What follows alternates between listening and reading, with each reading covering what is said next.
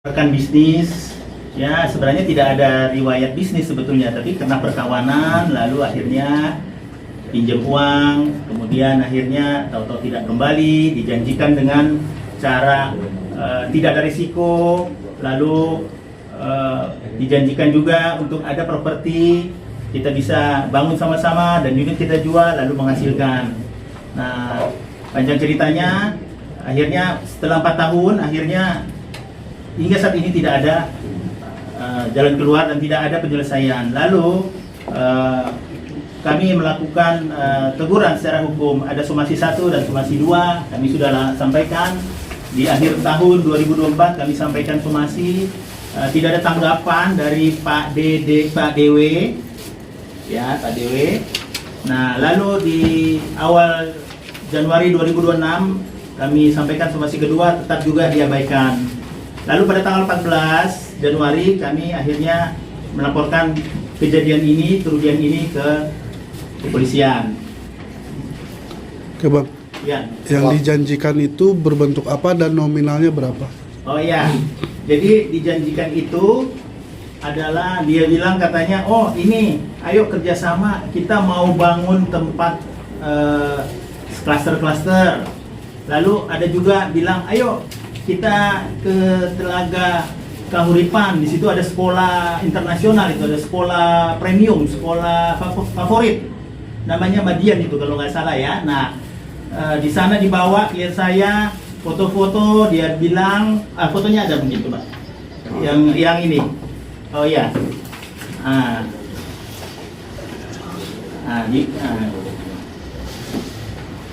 nah ini.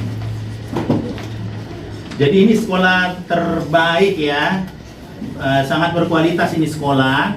Nah, jadi dikatakan, oh diiming-iming, dibujuk rayu, dia bilang, ayo nanti ada proyek nih, bisa bangun rumah untuk kos-kos orang tua murid atau ya setengah asrama lah, kira-kira begitu ya, kira-kira 15 sampai 20 unit.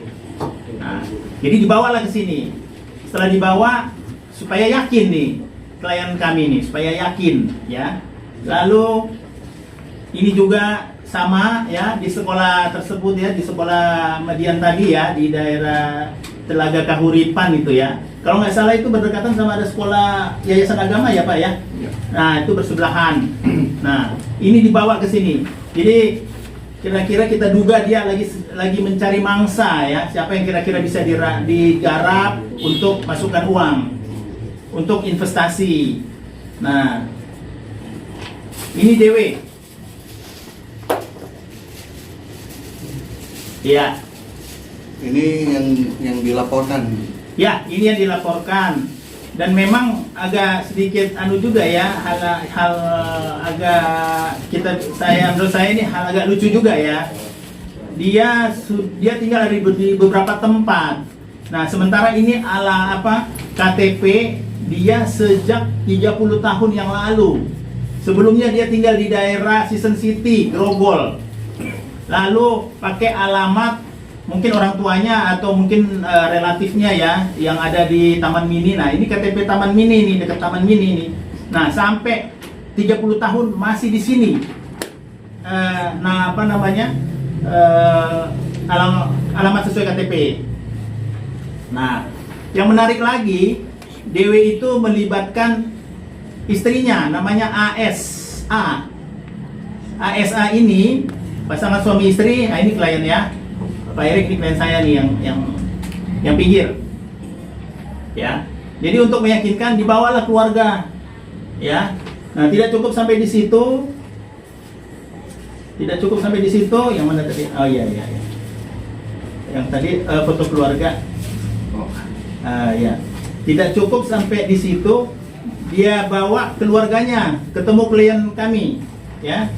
Nah, kebetulan anaknya itu adalah selebgram ya, orang terkenal lah ya, selebritis ya, setara selebritis lah ya. Nah, ada 2 itu anaknya, ada namanya OB, ada namanya KH ya. Nah itu dibawa dua-dua sama istrinya juga, berempat ketemu klien saya. Untuk apa? Supaya meyakinkan Pak Erik, klien saya. Nah lalu istrinya ada buat tuh, ayo nih kami bawa nih, ada kue nastar ya, dikasih oleh-oleh ya, biar lebih yakin ya, satu keluarga datang ya. Dan kami juga ada rekamannya di sini bahwa Dewi itu melibatkan kedua anaknya gitu dalam bisnis ini, rekamannya ada. Nah artinya kami bisa berkesimpulan kenapa sampai dia bawa keluarga. Artinya supaya klien saya yakin, oh ternyata anak-anaknya punya penghasilan, punya pekerjaan, tidak mungkinlah uang kamu tertipu, hilang ya. Pokoknya sabar, store. Nah ini yang YouTuber ya, yang selebgram ya.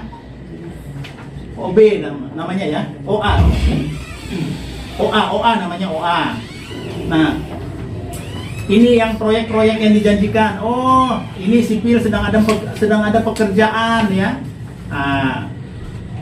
Tapi akhirnya fiktif juga nih, tidak ada hasil juga. Kita lihat ke sana mangkrak juga proyek-proyeknya. Ya.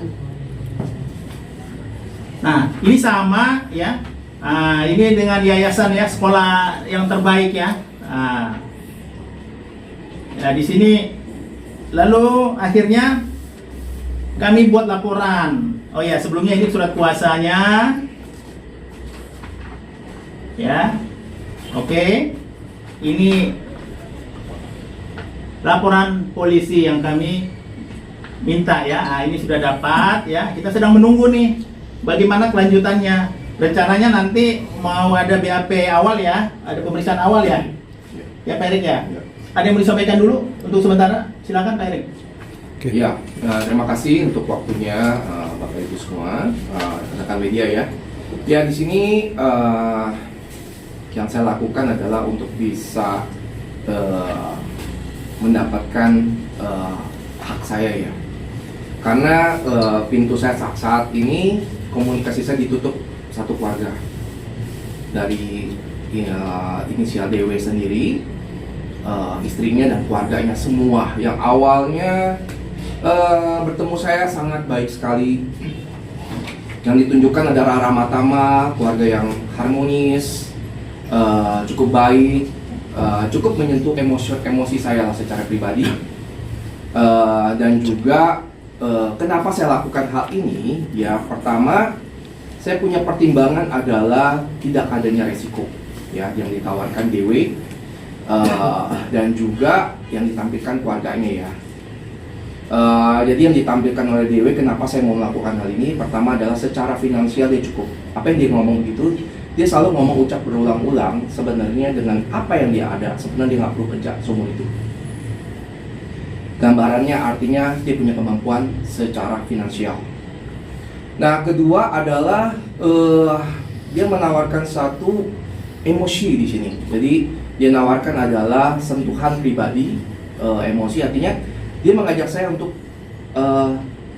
kita pikir untuk masa depan yang aman. Ya kan, kita punya bisnis sendiri dan lainnya, yang dimana saya nggak paham dunianya ranah apa yang dia ngomongkan, saya nggak ngerti. Tapi ini kan emosi. Kedua juga dia menjanjikan suatu keamanan maksimal, dimana dia menjanjikan adalah jaminan sertifikat notarial dan akan ditandatangani oleh keluarganya dan juga anak pun disertakan. Ya itu yang membuat saya bisa bergerak ya. Kedua juga dia mainkan emosi saya, dimana dia ada hutang piutang dengan tetangganya, dimana itu Hamin satu yang dia cerita ya, itu jadi ada sedikit desakan ke saya senilai 225 juta bahwa dia jaminkan sertifikatnya dia yang di proyeknya yang di gambar ini itu akan dieksekusi oleh pemberi utang, namanya inisialnya B kali ya, tetangganya dia. Nah jadi desakan ini dia bilang, ayolah ini proyeknya bagus banget, aman banget, karena saya terus terang saya tidak siap dengan resiko. Jadi yang dia gambarkan adalah super aman sekali, ada jaminan, notaris, dan desakan. Karena kalau enggak akan dieksekusi dia punya aset. Jadi pada H-1 itu juga langsung saya transfer dana 225 juta awalnya, ya. Tapi dan dia bilang pun menjanjikan ini dananya cuma sebentar dan tanpa risiko ya. Jadi mana dia menjanjikan proyek ini bersifatnya karena hanya menggunakan legalitas dan juga menggunakan dana bank. Ya, yang dibicarakan sebenarnya saya nggak pernah paham gitu. Yang saya melihat backgroundnya dia pernah di background di satu properti besar. Yang itu dibicarakan ke saya, diceritakan ke saya, dan juga sebentar dan masuk akal kelihatannya bagi saya gitu, yang dimana saya awam sekali. Ya akhirnya saya memberikan dana itu dengan tapi akhirnya dia mulai berbagai macam ritme. Ya akhirnya saya keluar hampir sejumlah sekian banyak ya, yang tercantum itu 600 juta lebih, dan dimana sebenarnya saya tidak siap untuk dana tersebut karena saya tidak punya dana sekian, yang akhirnya saya mengorbankan aset keluarga saya untuk saya jaminkan dengan bunga yang cukup besar, karena diyakinkan oleh beliau ini aman, tanpa resiko, dan secara emosional di bawah alam sadar saya dia mungkin punya kemampuan. Itu yang membawa saya tanpa ragu ya. Dan dia janjikan ada namanya perjanjian notaris, ditandatangani keluarga, sampai ujung-ujung ada rekening bersama, saya dijanjikan CEO dan lain-lain, apapun nanti keluar pencatatan tangan saya, itu semuanya nol. Ya, jadi saya terpaksa harus berbicara seperti ini karena komunikasi tutup, dan saya sih berharap ada itikat baik, ya, dan ada realisasi, dan juga keadilan bisa ditegakkan ya, karena posisi saya bukannya waktu ini sebentar. 4 tahun saya sudah cukup untuk komunikasi, mungkin tidak terhitung ya. Saya cukup untuk bolak-balik ke rumah dia, ke daerah Bogor, ya. Itu tak terhingga lah mungkin. Ya, dan saya 4 tahun itu benar-benar habis waktu saya, dan sampai saya harus kehilangan aset saya. Itu mungkin sekilas yang saya bisa berikan informasi. Erik, ini ada janji apa sih? Misalnya keuntungan berapa persen dari proyek-proyek yang dia tawarkan ke Bang Erik sendiri? Oke, jadi untuk keuntungan ini terus terang ya, cukup menarik ya yang diinformasikan. Saya juga nggak paham ya, dia hitung-hitung, jadi dia ada pakai tenaga profesional. Jadi untuk meyakinkan saya, jadi ada beberapa informasinya dia lah, direktur perusahaan besar, properti besar, inisialnya R, dan juga arsitek ya inisialnya AL lah, ya. Jadi dia pakai tenaga profesional untuk meyakinkan saya, perhitungannya jumlahnya oke sekali, dan dia untung gitu. Jadi dia kasih saya untung sekian gitu. Saya sebenarnya nggak tahu spesifik ya, artinya kayak oh nominalnya cukup oke ya, masuk di akal. Ya udah. Nah sampai terakhir pun dia nambah lagi gitu, karena saya kan janjinya di awal cuma sekian, 225 juta. Tapi untuk saya narik di dana berikutnya, dia sampai ada janjikan, itu ada bukti chatnya, dia mau tambahkan saya lagi, kalau dana yang saya keluarkan di luar yang sudah yang saya keluarkan, itu ditambahkan 50%. Itu ucapan dia sendiri. Tapi sebenarnya dalam posisinya saya mau nggak mau uang saya ke Sandra dan di project ini. Tapi ya artinya kesadaran atau nggak sadar ya, saya tidak terlalu sadar karena saya percaya ucapannya dia dan dengan keamanannya dia yang dibicarakan itu sih tanpa resiko. Kerugian mencapai 3,5 M itu hitungannya gimana? Nah hitungannya gimana ya? Jadi kerugiannya yang saya berikan dananya itu sumbernya bukan dana dingin ya. Ini saya bisa bilang dana panas, di mana ini saya menggadaikan aset saya karena diberikan adalah agensi. Kalau nggak ini nggak jalan. Nah, sedangkan saya sudah keluar 25 juta juga, itu pun saya melakukan pinjaman, ya. akhirnya saya menjaminkan properti saya, itu keluar bunganya juga cukup besar. Akhirnya dengan waktu yang dijanjikan cuma 1 bulan dan 3 bulan, akhirnya sampai setahun dan saya kontraknya selesai, dan itu saya kena bunga yang luar biasa. Akhirnya saya nggak kuat, saya harus jual properti saya dengan harga bawah. Berapa? Itu harga realnya sebenarnya sekitar 5-6 miliar, saya jual sekitar di 2 M. So saya kena bunga lagi, itu kurang lebih ada tagihannya, itu totali saya dengan bunga itu yang saya pinjam itu 1,5. Jadi lumayan besar lah, jadi kerugian saya dan saya loss di aset saya yang realnya tuh di 5 M. Saya karena mau jual cepat, ya tekanan juga luar biasa, ya karena saya nggak siap dengan resiko ini. Tapi pernah menerima mungkin hasil keuntungan kah dengan kemarin kerjasama itu? Ini menarik sekali ya. Nah, ini yang dia bicarakan project namanya JDA ya. JDA di daerah Telaga Kauripan. Yang dia bicarakan ya bla bla bla bla bla ya. Saya mau dijadikan macam-macam lah ya. Itu dia punya, saya nggak paham lah dia punya bicara ini. Ya, realisasinya dia sudah terima uang. Saya dapat informasi bukan dari dia. Dia sudah melakukan penjualan di aset dan di lokasi tersebut. Jadi lahan yang sekitar itu dia sudah jual kafling. Informasi yang saya dengar itu setang kaflingnya dia 1 miliar lebih. Dan itu aset 3 rumah yang dia jual.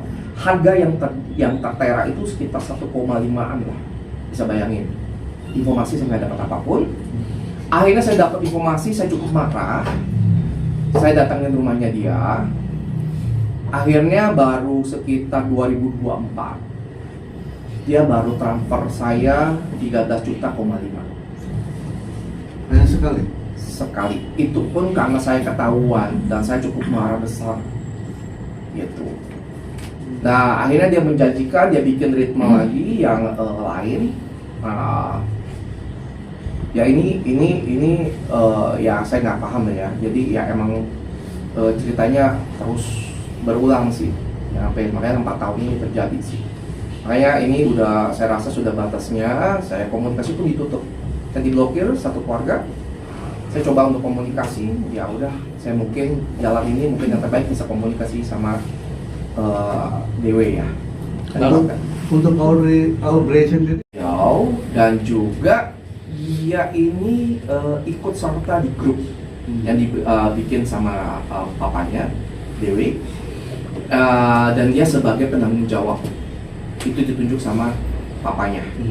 Ya, jadi saya komunikasi ya secara personal saya cukup apresiasi ya, artinya sosoknya oke.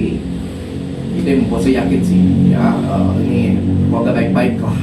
Jadi saya emang self defense saya sangat rendah karena emosi saya main. Jadi yang ditampilkan adalah keluarga yang baik, cukup bertanggung jawab, agama juga bagus, juga ya dia di grup cukup ikut memantau dan dia tahu kondisinya. Terakhir pun saya berkomunikasi pun sudah tidak ada respon, tidak ada tanggungan. Berarti di grup dikeluarkan juga? Saya dikeluarkan. Saya dikeluarkan. Nah di OA itu dia ada di grup dan dia sebagai penanggung jawab, ditunjuk oleh ayahnya. Oke, kalau di Instagram masih aktif ya? Masih coba untuk DM lewat Instagram? Sudah, semua cara sudah saya lakukan. 4 tahun ini semua jurus sudah saya lakukan.